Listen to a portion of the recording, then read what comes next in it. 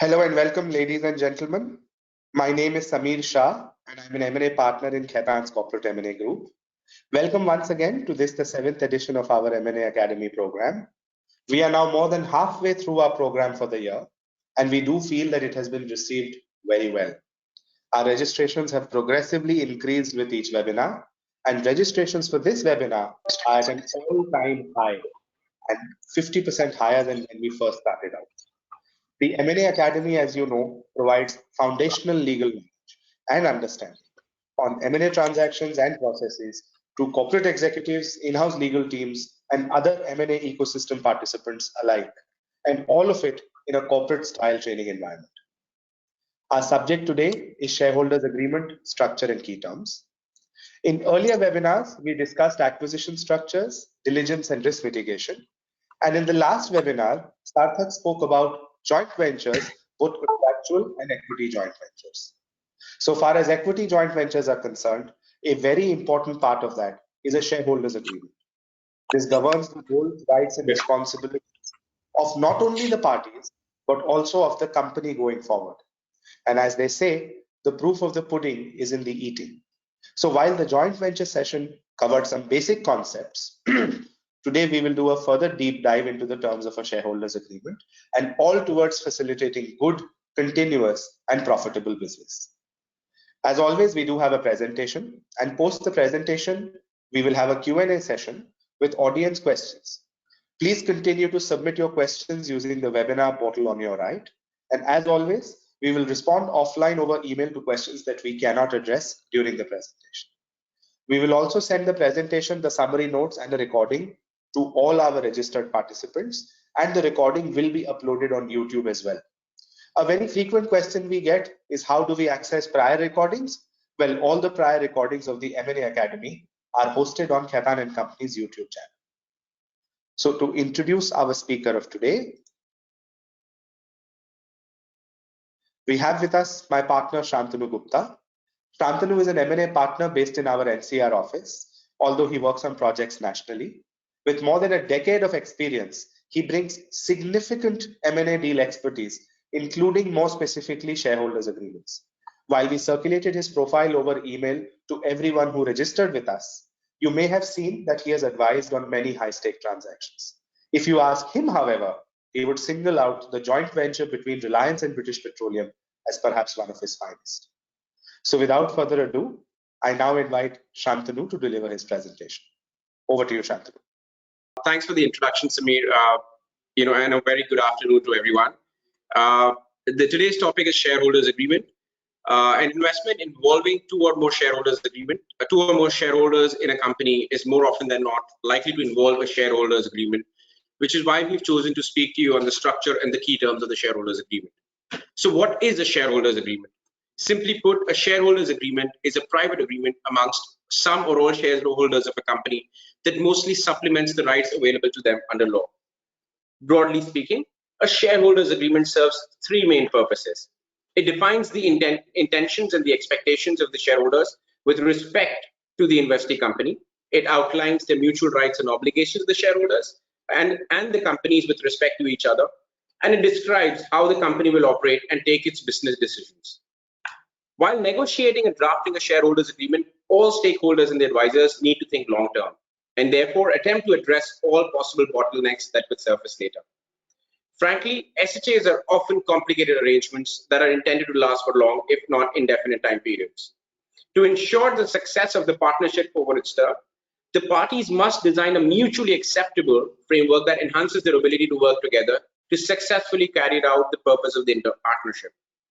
Any tilting of the company's control heavily in favor of one party over another can lead to an erosion of trust over time, undermines one shareholder's ability to work together to successfully execute the company's business plan or purpose. For example, we were recently representing a founder who, while at the time of the entering into a shareholders agreement, had agreed to an unfavorable rights package in favor of the other founder, given the faith that he had in the other founder at the time of the execution of the agreement. However, a few years down the line, our client realized that the other shareholder had started misusing the disproportionate rights in his favor and had actually used these rights to cause the company to enter into related party transactions that were not on arm's length basis, and which was unfair to the joint venture company. Well, this led to a complete breakdown of trust between the two sets of founders, and the matter was settled, but it certainly underscores the view that shareholders' agreement need to be negotiated well to ensure a balanced rights package to avoid any pitfalls further. Well, for today's conversation, we'll be focusing on these key items which are on your screen. But before I might proceed, I must clarify that this same session aims to discuss only the key concepts that are more frequently negotiated. We'll be concluding the presentation with a summary of our discussions, after which I'd be happy to answer any of the questions that our audience may have for us. Next slide, please. Now, speaking of a shareholders agreement, practically speaking, is a very commercially driven document. It's a strong reflection of the commercial understanding of the parties, and as such, heavily driven by commercial objectives. That said, the commercial understanding cannot sidestep the legal regime, and while negotiating a draft of the shareholders agreement, a careful balance needs to be maintained between the commercial understanding and the key regulatory considerations. Well, when we draft shareholders agreement, there are three key regulatory considerations that we need to bear in mind. One is the Companies Act itself. Well, and the law is very clear on this point, and it says that an SHA cannot be inconsistent with the Companies Act unless the Companies Act provides for such flexibility.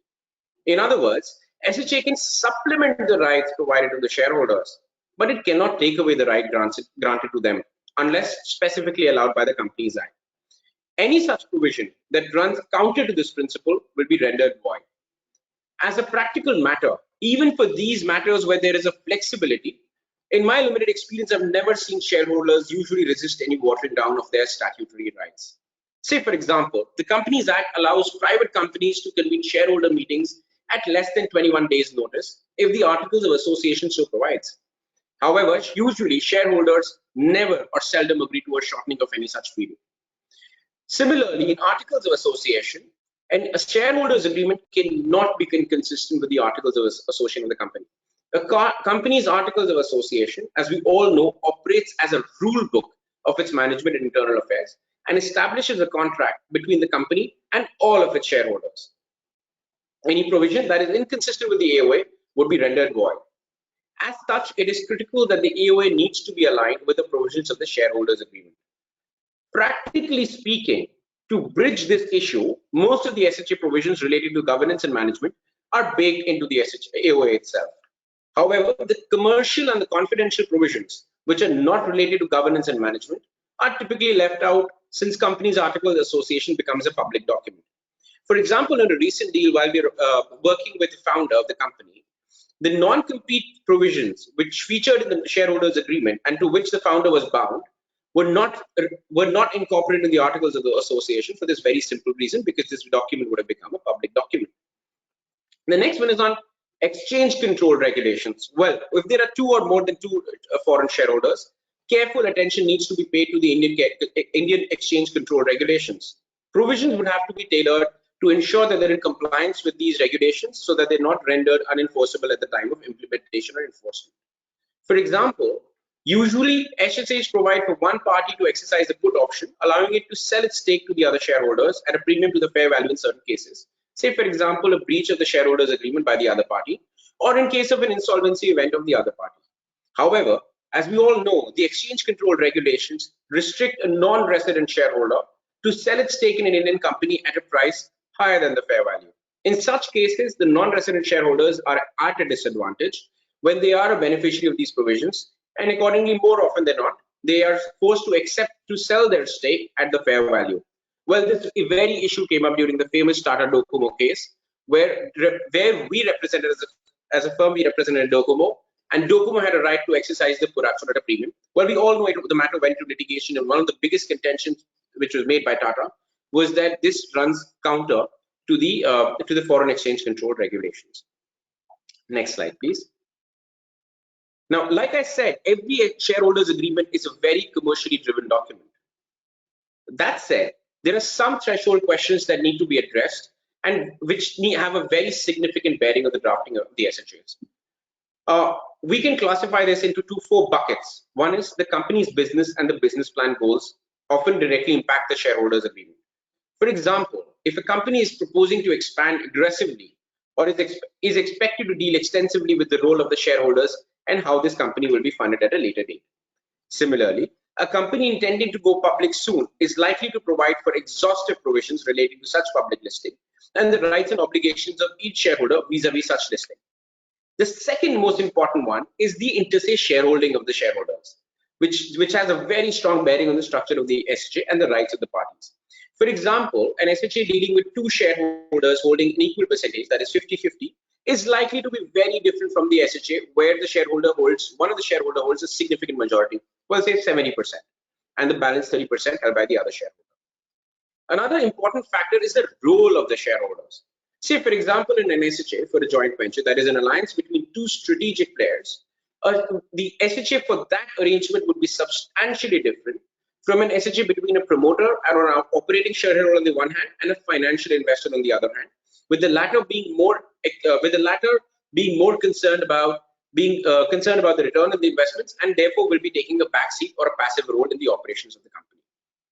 Well, the last one on this one is the group structure. The group structure of the investing entity also has a very strong bearing on the shareholders agreement. For example, an investment in companies operating in the infrastructure or the energy space are often made in the holding company itself, and the operations are being undertaken by the wholly owned subsidiaries of the company. As such, the SHAs in these cases is likely to extensively deal with the rights of the shareholders, not just at the holding company level, but also at the subsidiary level. Well, I hope I've managed to drive the point that there are a number of permutations and combinations that apply while negotiating a shareholders agreement. To keep the discussion simple today, we'll focus more on a 50-50 shareholders agreement where the two shareholders are in an equal capacity and in a private company. Next slide, please. Now, governance. Well, often SHAs provide for extensive provisions relating to the company's governance. A few of the more significant issues that we typically see and are subject matters of negotiations are set out in this slide. The first one is an obvious one, which is about shareholders' powers and the meetings. The SHAs are typically expected to lay out the basic principles of how the shareholder meetings must be conducted. Now, well, these would include your annual general meetings as well, and of course, your extraordinary general meeting as well. This would include the quorum rules that should apply, the notice period that must be given to the shareholders, and the agenda. In most cases, these principles are typically borrowed from the Companies Act itself because the Companies Act extensively deals with these principles. But shareholders tend to expand to make it more favorable to address concerns of one or all sets of shareholders. The second most important point in governance is the board.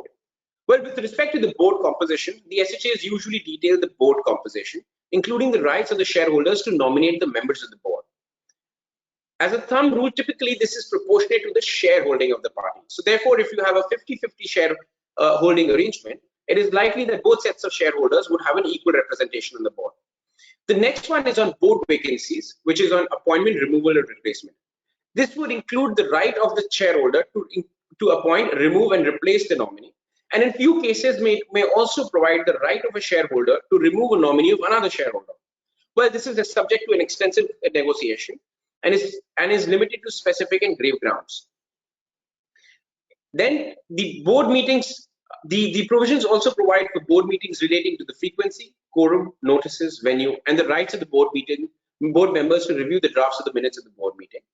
It also provides for formation of principles related to the formation of the committees and the powers and the roles of the committees. The committees could be bifurcated into two parts. One is your statutory committees, like say the audit committee and the nomination and remuneration committee, which the company must constitute on account of Companies Act, and the committees that the parties contractually agree to constitute, to which the powers may be delegated of the board. The next important aspect of the governance is the management. Well, practically speaking, the board of the company is not involved in day-to-day operations of the company, and these matters are looked at by the business team or the senior management of the company. Accordingly, SHAs usually provide for the powers and the remit and the limitations of the members of the business team, the rights of the shareholders to nominate or have a say on the appointment, removal, and any change in the compensation of the members of the senior management. The next one is the consent matters, what we usually also say, or the reserve matters. These are also referred to as veto matters. While these are subject to negotiations and some differences based on the type of the entity and the governance structures, the voting rights of the shareholders, whether exercised directly through their capacities as shareholders or through their representatives on the board, are usually proportionate to the shareholding percentages.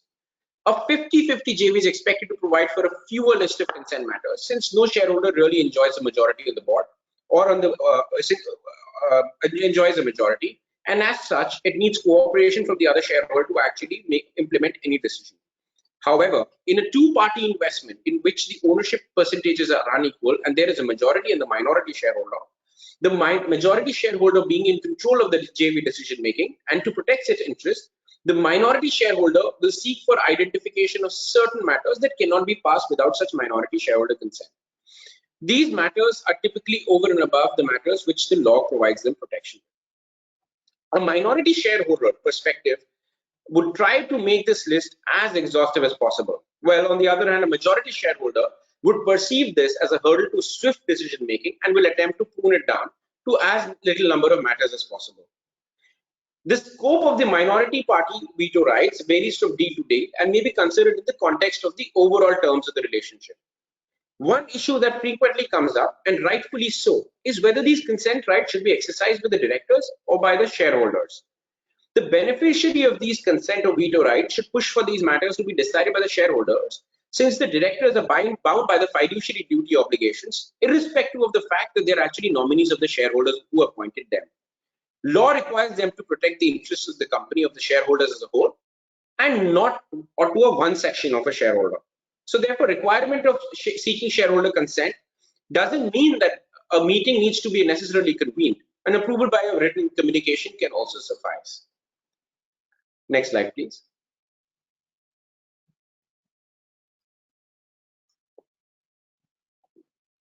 SHAs typically include a number of restrictions regarding what a shareholder can do and how it can transfer its shareholding in the company. These restrictions typically describe to whom and under what circumstances a shareholder may transfer, sell, or encumber its interest. There are two objectives behind providing these shareholder restrictions. One is, shareholders want to control and know who their partners are. Unlike listed companies whose ownership is diffused and whose shareholders' principal contribution is just money, shareholders of the private company tend to be a small group which require each other's assistance and expertise to manage the company. A shareholder, therefore, is not interchangeable with any other person. Well, and this is more so in the case of a joint venture agreement. Transfer restrictions are also an evidence of each shareholder's commitment to the partnership.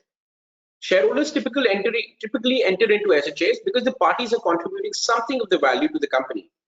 Each shareholder, therefore, wants to ensure that the other shareholder continues to be invested in and contribute value to the company. Now, some of the key transfer-related provisions which are highlighted in this slide are, number one, the lock-in restrictions. Well, these include the absolute restrictions on a shareholder's ability to transfer its shares. Now, this could include an absolute restriction to not transfer the shares for a particular time period, say, for example, 2 years, 4 years, or 5 years, or an absolute restriction not to transfer to a certain specified set of people, such as a competitor to the company. They also provide for a certain carve-out, say more commonly in the case of any intra-group transfer, which allows a shareholder to transfer its shares in favor of an affiliate. Post the lock-in period, the shareholders are usually not bound by such absolute restrictions as long as they comply with certain procedures. Some of the key ones are the right of first refusal and a right of first offer. In simple terms, a right of first refusal, commonly known as ROFR, provides that a shareholder cannot sell its shares to a third party without first giving the other shareholder the right to buy those shares on the same terms and conditions as the third party offer. In other words, it supposes that a selling shareholder has a third party offer before it reaches out to the non-selling shareholder. A right of first offer, on the other hand, it provides is a provision that requires a shareholder to offer its shares to other shareholder before offering it to any third party. If the selling shareholder elects to sell all the offered shares on the same terms offered by the non-selling shareholder, the selling shareholder is bound to sell the offered share to a third party at terms no favorable to the third party than those offered by the non-selling shareholder. Unlike ROFR, the selling shareholder is not required to have sourced a third party offer before it reaches out to the non-selling shareholder, indicating its willingness to sell its shares. Then we talk about preemptive right. Well, a preemptive right, simply put, is a rare right of a shareholder to participate in any further issuance of shares or equity securities to ensure that it maintains its stake or possibly even increase its stake in case the other shareholder elects not to participate in any such further issuance. The drag along right. Well, drag along right is primarily for the benefit of the majority shareholder. It allows a majority shareholder who wants to sell the company to a third party to force the minority shareholders to participate in the sale. This right is based on the premise that a minority shareholder who has a smaller amount at risk should not be able to prevent a majority shareholder from selling the company and achieving liquidity.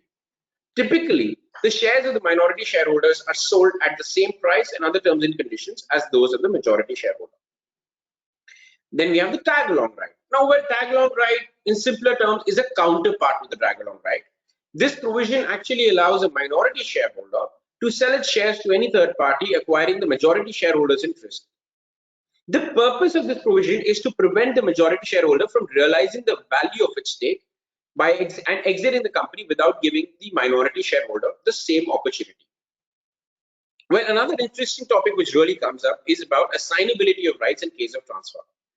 As I mentioned earlier, the rights available to a shareholder are heavily dependent on a shareholder's shareholding percentage in the company. So accordingly, along with the flexibility to transfer their stake, shareholders also want the full flexibility to assign their rights along with the transfer of the shares. While this principle is almost always very simple in case of a full transfer, with the transferee being entitled to full rights, this is heavily negotiated in case a shareholder proposes to undertake a part of its stake. For example, if a shareholder has 2 board seats for a 30% stake in the company, it would insist that in the event it transfers 15%, that is 50% of its stake, to a third party, then it should be allowed to transfer 1 board seat to such third party. Next slide, please.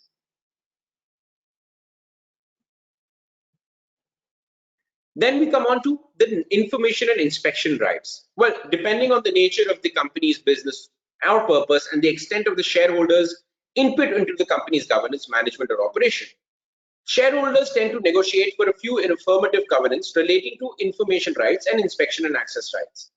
Importantly, these rights are over and above what the rights guaranteed to them under law. Now, what's information rights? Information rights essentially implies delivering of information relating to company's operation on an ongoing basis. Examples include delivery of monthly, quarterly, and annual financial statements, copies of material correspondences, breach default notices, or reports with or to the company's lenders, regulators, customers, suppliers, or any other relevant material third parties. And the third one is if the company is formed to carry out a specific project, then project reports relating to the project development. Then we come to inspection, access, and audit rights. In addition to receiving financial statements, shareholders often negotiate for a right to access and inspect the properties and records of the company to ensure that what has been communicated to them from time to time, including pursuant to the information rights we just spoke about, is in fact true. Now, another interesting aspect which comes in is who are the beneficiary of these rights. Should these information and access rights be offered to the shareholders, or should they be offered to the directors? Well, if they're offered to the directors, one should bear in mind that the directors are bound by the fiduciary obligations to the company as a whole and not to the shareholder which is nominating them. So therefore, any information which is shared by the director should not be in breach of this fiduciary obligation. The another interplay which comes into play between this clause on information and inspection with the regulatory regime could be where the company operates as a material subsidiary of a listed company. Now, it is possible that any information relating to a material subsidiary could be considered as a price-sensitive information, which could have a bearing on the stock price of the listed company, and as such, hit by the insider trading regulations. Accordingly, the company would be permitted to disclose this information only on a need-to-know basis, and should that not be the case, the company could be considered to be in violation of the insider trading regulation. Similarly, disclosure of information relating to a contract counterparty, say for example a supplier or a customer, should be permitted by the underlying contract. So therefore, the contract needs to be looked from time to time to ensure that any disclosure of information to a shareholder under the shareholders agreement does not violate the underlying contract with the customer or supplier. Well, from the company's perspective, the company should also be mindful of ensuring that the rights which are being sought are reasonable. Well, because this could have an indirect impact on their operations from time to time. As such, the companies usually insist that the shareholders must demonstrate that its request is reasonable. This is usually achieved by saying that by capping the frequencies and the number of times that this inspection can be carried out, inspecting party being required to provide prior reasonable notice, and the company not being required to bear these costs when it believes that these does not meet the reasonable standards. Next slide, please. Now we'll discuss deadlock. So what is deadlock? Deadlock is created when basically shareholders are unable to agree on a business related matters where it requires their consent. This is more likely to be triggered in a 50-50 scenario because, like I said earlier, there is no controlling shareholder which can drive the company on its own. So therefore, it needs cooperation from the other shareholder. That said, in shareholders agreement involving a majority or a minority shareholder, this becomes more pertinent when the minority shareholder ends up enjoying a right or a right over these veto matters, the consent matters we just shortly spoke about. Another thing which we need to also bear in mind is that deadlock is very different from a dispute. Disputes, on the other hand, usually arise from the default, breach, or representation under the SHA. Deadlock, like I mentioned, is a disagreement on a commercial matter. Like, say, for example, the company wants to expand aggressively in a particular geography. Now, one shareholder may think that that market is a promising market, and therefore the company should expand the operations there. The other shareholder, on the other hand, thinks, well, no, that's not the case, and therefore the company should not expand in that market.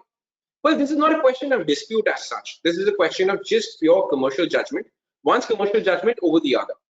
So then how do you actually define it? How do you actually resolve this issue? One should bear in mind that it's not a one-size-fits-all approach, and therefore parties must give careful consideration about two things. First, how is the other party likely to behave when the deadlock comes up? And second, one's own ability to follow through the agreed deadlock resolution process. A deadlock provision is likely to cover three elements. One is which events would actually qualify as a deadlock, whether this would be limited to all mandatory consent matters or certain specified fundamental matters. The second, the definition and operation of a formal resolution process to settle the deadlock. This is usually a tiered process with the parties first agreeing to negotiate in good faith to resolve the deadlock, and then moving on to more serious consequences should that fall through. Then third, ultimately in the event, even after the good faith negotiation fails and parties remain deadlocked, then the formal deadlock resolution process kicks in. Even after that, there is no consensus, then parties may perhaps go for a liquidation or termination of the JV. Now, what are the various remedies which are actually available in case of a deadlock? Well, if you look at the slide, the top three are those which do not result in any termination or any exit of a JV partner, while the bottom three may. Now, the first one is the parties may choose to not pursue the deadlock matter and accordingly maintain status quo. Well, prima facie, this may appear ineffective, but that is not the case. It assumes that if the shareholder cannot reach an agreement initially, that they are sophisticated business people and they will do the sensible thing and discuss and negotiate as much as possible to reach an agreement, since they both are aligned for the company to do well. Until the deadlock is resolved, the business operates as usual. The second one is the dispute resolution process. Well, this would involve referring the deadlock matter to the relevant dispute resolution mechanism set out on the shareholders agreement. Well, this may not be really suitable this may be suitable for a limited range of disputed matters, but which are more factual in nature and not commercial matters, because judges do not really opine in matters which are of commercial importance. The third one, which may be slightly more effective, is an independent third-party referral. This would essentially involve referring the deadlock matter to the relevant third party who is qualified or an expert to decide the deadlock matter and break the deadlock. Typically, the parties agree that under this SHA, that this matter would be final and binding once the expert makes its determination, unless only in exceptions of, say, for example, manifest error or fraud. Given that this involves referral to a subject matter expert, it is usually preferable than the dispute resolution mechanism that we just spoke about. The only downside with having a deadlock matter being resolved by an independent expert is that it would expose the parties to an outsider swingboard. Then the next one, which we move on to, is the buy and sell provisions, which basically talk about Russian roulette. Now, this would involve companies, one shareholder offering to buy the stake of the other party or selling its own stake to the other party at a company at a specified price. A Mexican or a Texas shootout, on the other hand, involves both parties making a sealed bid for the other party's shares to an independent third party, and the party with the highest bid would buy out the other party's stake in the company. Then also you have other provisions such as a call or a put option. Well, call option basically allows one party to buy shares of another party at a discount, either to a fair value or at a fixed price. Put option is a counterpart and therefore allows one party to sell its shares of another party at a discount. Sorry, at a premium, either to fair value or at a fixed price. Then lastly, if the partnership has irretrievably broken down and none of the aforesaid actions are commercially feasible, the parties may mutually discuss to wind up the joint venture company and distribute the assets to the shareholders. However, winding up in the Indian scenario is a code-driven and long-drawn process. Now, coming up with an appropriate remedy is very tricky. It's not a one-size-fits-all approach. For example, parties should be careful while choosing any of the buy-sell methods or termination methods, since these could be open to manipulation and used to engineer an exit by a dishonest party. Next slide, please. Now we move on to non-compete. Well, what is a non-compete? A non-compete in simple terms is a provision which restricts a shareholder's ability to engage in a business that competes with the company. The purpose of a non-compete is to ensure that the shareholders are committed to the growth of the company and are not engaging in activities that undermine its success. There are 4 elements of these provisions that are extensively negotiated. First, the universe of the people who are subjected to this non-compete. For example, should this only apply to one shareholder or both? For example, in joint ventures where there is a strategic alliance of two players, it is likely that both shareholders are going to sign up to a non-compete. However, in a partnership between a strategic player or a promoter on the one side and the financial sponsor on the other side, financial sponsors are more often than not likely to push back on signing up to a non-compete, given that they're in the business of investing across entities in the same sector. The other element which becomes important is the time period. Well, ideally, this should include as long as a shareholder who's subject to the non-compete is a shareholder in the company. In some cases, it is likely to have a tail period or a cooling off period. So this could be around 2 to 3 years after the shareholder has actually exited the company. Then the next one is on geography. Well, the geography should not be open-ended and it must necessarily include a specified geography. This could include the current geography where the company is doing business and even any future geography where the company could expand its operations and treatment of and expand its other operations. And the last one, the fourth one, is what happens if one of the shareholders who's subject to a non-compete already has business that could potentially compete with the company's business. Well, that could involve divestment of that business by the shareholder, or well, shareholder ceasing to carry out the business from that competing entity. Now, given the significance of the non-compete provisions and possible implications due to any breach, the beneficiary of the non-compete usually insists on strong consequences should the other party breach the non-compete. Among others, this could include a forced exit of the defaulting party, the non-defaulting party electing to exit the company, or the non-defaulting party claiming the indemnity, or all rights of the defaulting party falling away. One thing which one needs to bear in mind is that non-compete restrictions could be subject to challenges. First, on the ground that it's widely drafted. Say, for example, not defining the non-compete geography or well the duration of the non-compete. In such cases, it could be considered as vague and as such unenforceable. Second, any non-compete on an individual is treated differently from a non-compete signed up to by an institutional corporate shareholder. Any non-compete obligation on an individual that continues beyond the scope of her or his employment is most likely to be read down by the Indian courts. So, well, to sum up, next slide, please. So, to sum up, an SHA essentially defines the relationship between the shareholders and between the company and the shareholders as well. It's a contract which is critical for the protection of the shareholder right, and it requires extensive forward thinking by all stakeholders. I cannot emphasize this enough that clients should reach out to the lawyers to make sure that their commercial understanding has been properly reflected in the agreement and that whatever is the commercial understanding is legally compliant. The next one is the SHAs are also driven by commercial considerations. Therefore, a balance needs to be maintained between the commercial consideration and the legal compliances. Then the SHA acts as the bylaws and streamlines the governance and the management of the affairs of the company, and also succinctly defines the rules relating to transferability of shareholders' interests and funding requirements. It also predefines the obligations of the shareholders, both during and post the relationship, and also provides for framework for resolving disputes and deadlocks, like we just spoke about. So that's pretty much it for a presentation. Happy to take any questions anyone may have. Over to you, Samir. Thank you very much, Shantanu. That was fantastic. Why don't we let you grab a quick drink, and in the meantime, let me just. There's a whole host of questions. We also have quite a few questions from our registration time. Maybe we'll start with one or two of those, and then start rummaging through what we've gotten through today. Sorry about that. Okay, so if you're ready, there's one question we had from registration, and I'll read this out. Both groups have equal holding and they do not work together. Then what is the solution to break away from the group? Well, breaking away from the group is one which is tricky, and which I just spoke about.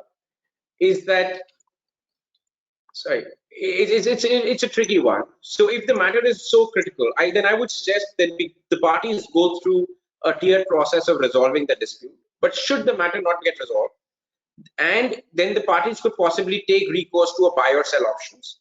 If they don't have the buy or sell options, then possibly parties could refer the matter to a dispute if there is a dispute situation, or try to either negotiate a deal and enter into a settlement. Okay, interesting. We have something around negative rights. I think we spoke about vetoes. So can you delve into the negative rights clause that can be part of the covenant? And they've given the example of a retail joint venture. And can there be a list of prohibited parties to whom shares can or cannot be sold? Oh, absolutely. This is linked to the concept of competitors I briefly spoke about. Now, the competitors could either be an identified list, okay, or it could be a list of, it could be a subjective definition. Now, parties what usually try to negotiate is the party who may be willing to sell or maybe looking forward to sell would want to have an identified list of competitors and not be subject to a subjective determination. And one thing which one needs to bear in mind is that there could be a restriction imposed by the other shareholders, not only on a sale to a competitor to the company, but also to a competitor of that other shareholder. Having a list is also usual, but as a concept, it's a more of a function of negotiation. Understood.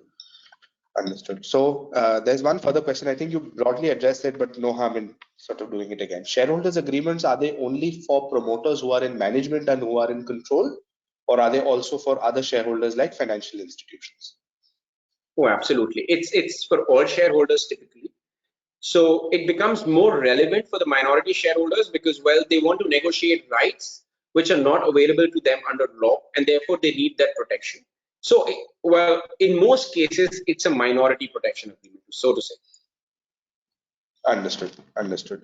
Speaking of minority protection, and maybe feel free, Shantanu, if you have some thoughts on this, but this might be something we reserve for Abhishek when he does the next session. But in an SHA, there are normally veto rights, which are given to an investor or an acquirer. These are overriding powers. Would they in any way amount to taking over control for the investor receiving the veto rights? Well, yes, it could be, and it's a very subjective determination. For in these situations, well, what becomes really important is whether these veto matters are participative right or they're protective rights. If these are protective rights, then the courts or the regulators are most likely to say that this does not amount to control. But if these are participative rights, like say, for example, a say on the business plan, then maybe perhaps the regulators are likely to say that this would amount to control. Understood. And okay, moving forward, just going back to what we were discussing on financial institutions, there's a live question.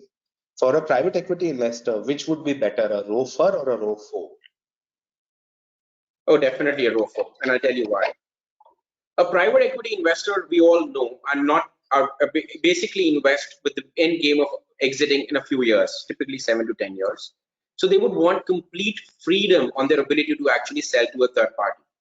In such cases, they would want less fetters to their exit. Now, like I mentioned, in a ROFO, there is no obligation for the selling shareholder to actually procure a third-party offer before it actually indicates its willingness to sell to the selling shareholder. As such, and therefore, in other words, there is no price discovery which the selling shareholder must undertake before it approaches the non-selling shareholder. So therefore, in a ROFO in such a situation, the non-selling shareholder must tell the price at which it is willing to buy the selling shareholder. That price can be taken by the selling shareholder, in this case, the private equity investor, and they can go out to the market and use that price which the offering shareholder or the selling shareholders have offered to them, use that as a benchmark price to negotiate with the third party. Understood. Understood. Okay. Right. Maybe we pick up non-competes. I think there are about 7-8 different questions on non-competes. So I'll try and bundle them together. So one is, what is the enforceability? The second is, how common? And the third is, are they advisable? Just over summarizing all the questions together. Sure. So let's take it one by one. About enforceability, we just spoke about. Well, if it's typically between corporate shareholders or institutional shareholders, well, really no concern as such.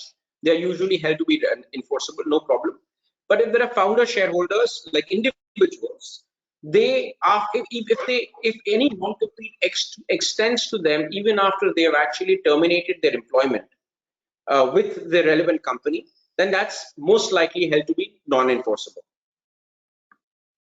Okay, so that's enforceability. Commonality and advisability. Commonality, yes. Well, look, if there is a financial sponsor, I can tell you very unlikely they would actually sign up to a non-compete. Having said that, it's not like we've not seen instances, but those are very limited with tons of carve-outs because they are usually in the business of investing across the same sector but across entities. But in terms of where we've seen that there is a founder shareholder or a promoter on the side, they're more often than not they do sign up to a non-compete. Understood. There is a question around just the formality of it. So should the company typically be a party to the SHA? If not, how would you make the SHA binding on the company? So two things. In India, it's very typical for the company to be a party to the SHA because usually in a private limited company, they are. And therefore, it's not an inter-se management because, well, there are a lot of obligations, like I said, not only inter-se the shareholders, but also an obligation on the company, right? Now, if that be the situation for some reason, if you cannot incorporate or if you cannot bind the shareholder, the company under the shareholders agreement, one way to do would be to enshrine it in the Articles of Association. And like I said, the Articles of Association serves as a contract between the company and all the shareholders as a whole. So that would be one indirect way of actually achieving the same result. Perfect. In terms of termination, somebody is asking for examples on what are the typical termination events you would see in a shareholders agreement. Well, we didn't discuss it today, but we have this concept of event of default, which basically, well, is an Indian concept as such, and we don't see that often in while working with American investments or say UK investments. But basically, it talks about any breach of shareholders agreement. You could specify certain provisions, say transfer restrictions, say insolvency of one party, say breach of confidentiality on the other hand, in which case usually we have a set of rights which a shareholder is entitled to exercise. Now these could include a non-defaulting shareholder party be allowed to exercise a call option to buy out the defaulting shareholders' shares at a discount. This could also involve the non-defaulting shareholder being allowed to exercise a put option to sell its stake to the defaulting shareholder at a premium to the fair value. Of course, these are all subject to if there is a foreign shareholder, there could be foreign exchange limitations. And the third one also, what we've commonly seen is that the defaulting shareholder tends to lose all its rights, but not its obligations under the shareholders agreement. So these are the usual 2 or 3 which we really see in such a situation. Understood. So you spoke about shareholders agreements being critical for the minority. So we have a scenario, somebody seems to be dealing with a situation where the majority of the shares of the company are held by multiple financial investors and the promoter is actually in the minority. In such a scenario, would you see promoter veto rights or promoter consent rights? Well, that's interesting. And it's actually a subject matter of negotiation. But look, it all boils down to a situation that who will be, if things are going smooth, right? So who would be actually in the driver's seat in terms of the operations of the company? So if there is a founder shareholder which is actually taking all the shots, he has the full flex in terms of appointing the KMPs, the key managerial personnel, in terms of the full freedom to give or to operate the company, then they may not insist on a lot of consent rights. However, in a situation should things fall apart between but the financial investors on one side and the founders on one side, they may want to insist on a set of consent matters or veto matters that could potentially adversely impact them at a later date. Understood. Let's maybe flip back to non-competes. Interesting one. So let's say founders are a party to the agreement. How do you ensure the founder doesn't breach through a relative?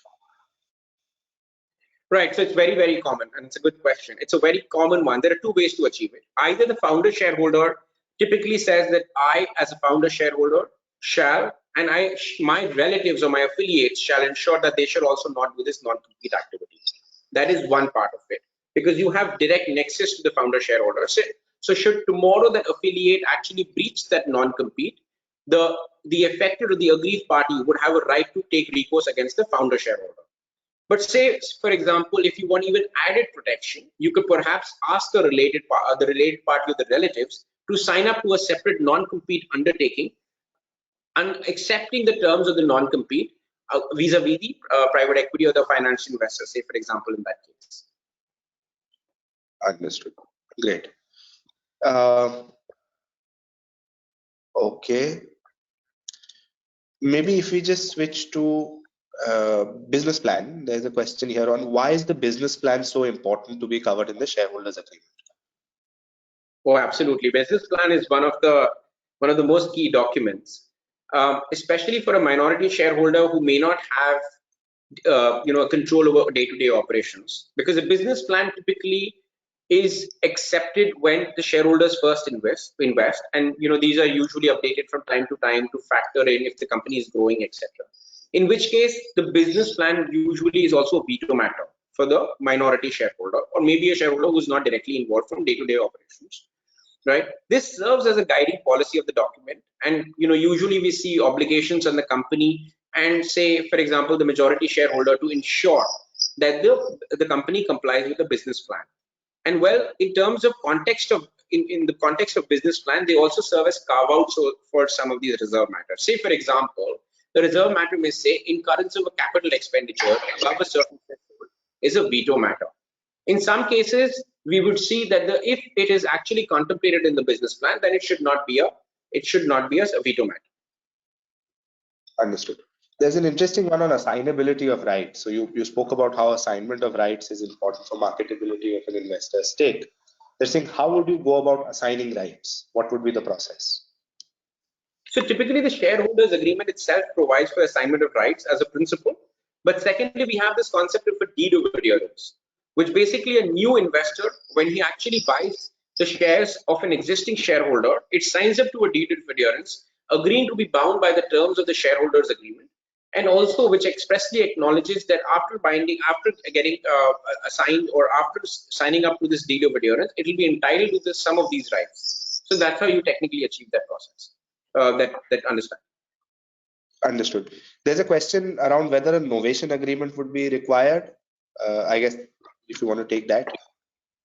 Yeah, absolutely. No novation agreement is actually required. That's why we have this concept of a deed of adherence. The idea also being that tomorrow, one of the interesting things which also comes up is who are all parties to the deed of adherence, right?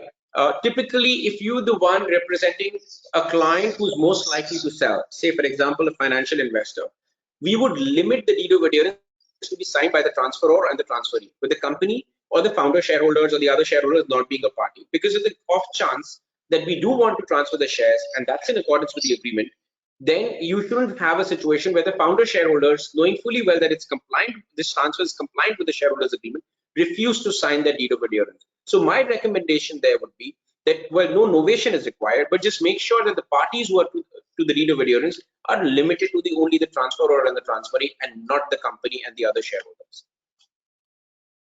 Great.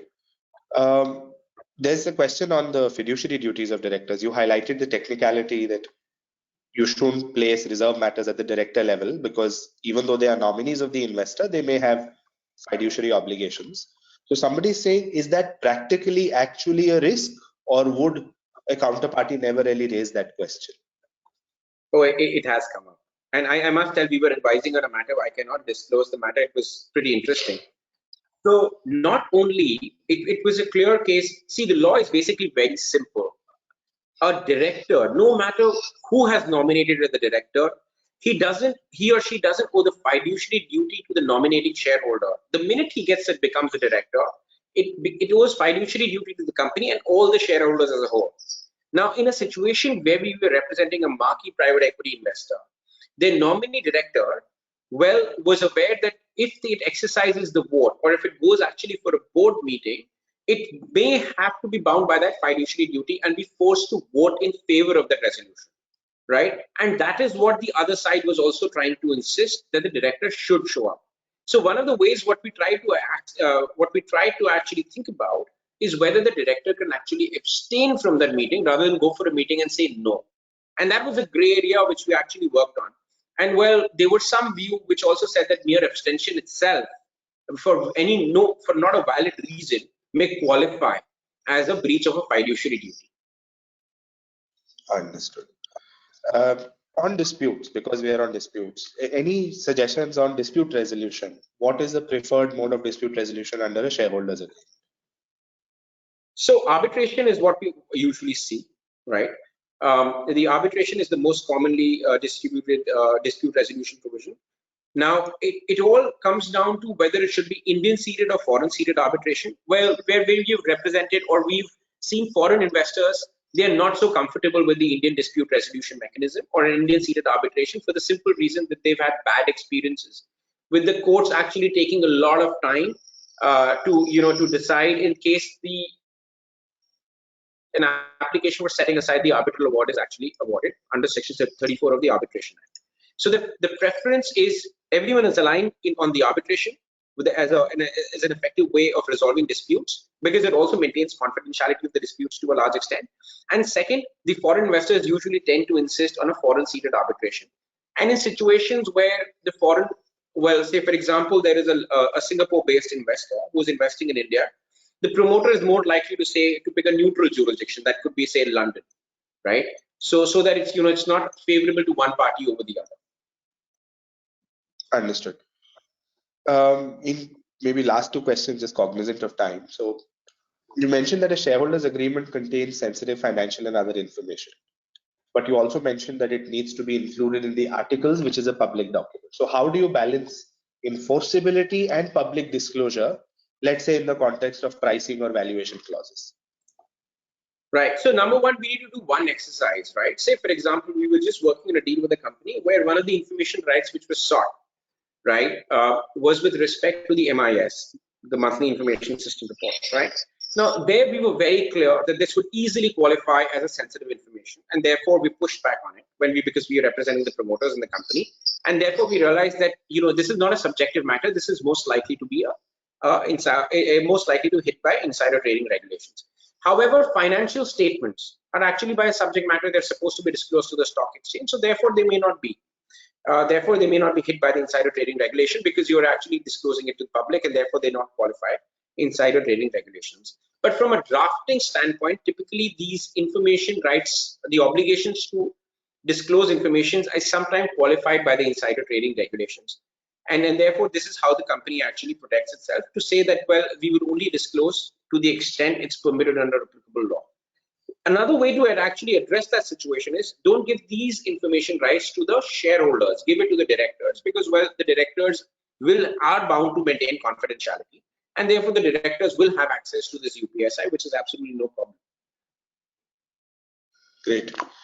There's a question around when do you do a common investment agreement and when do you do separate share purchase and a share subscription versus a separate shareholders agreement?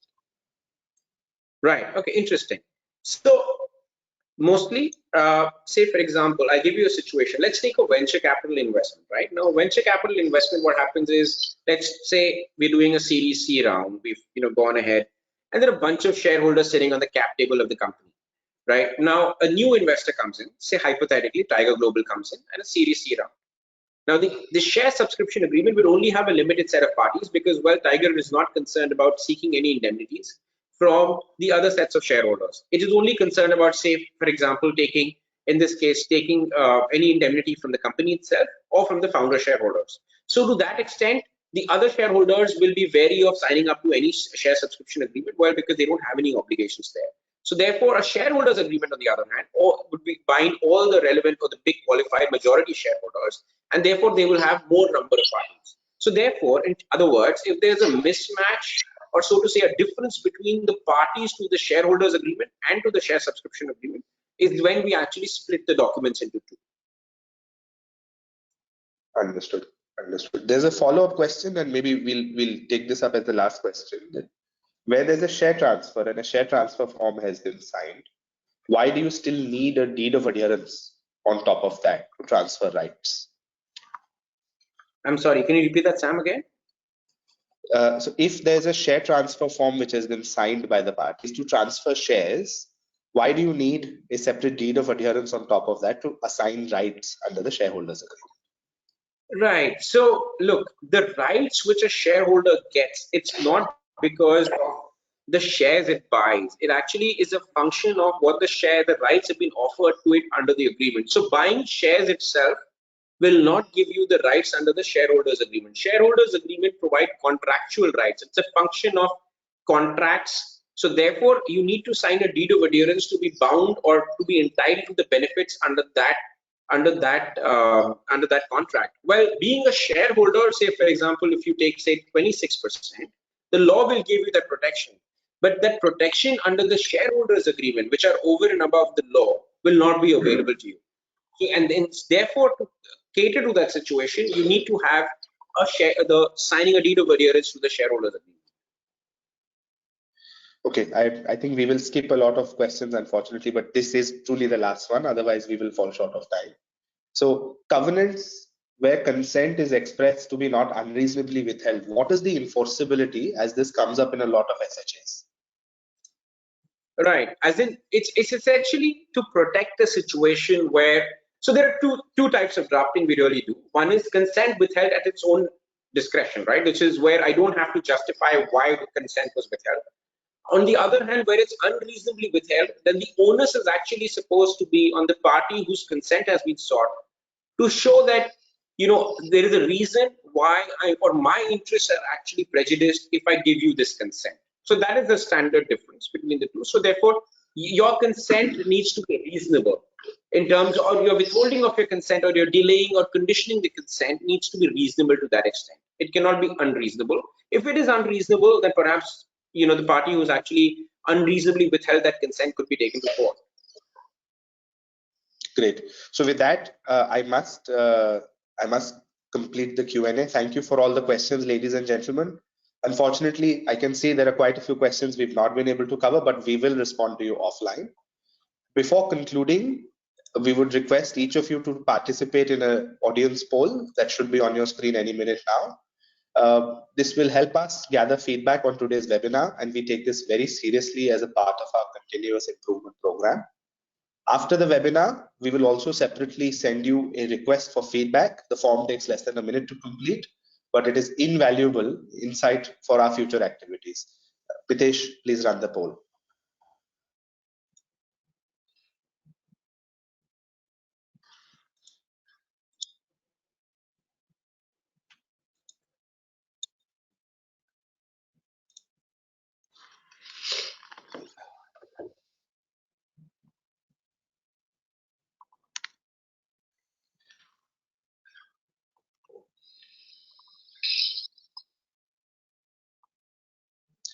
Well, thanks to everybody who participated in the poll.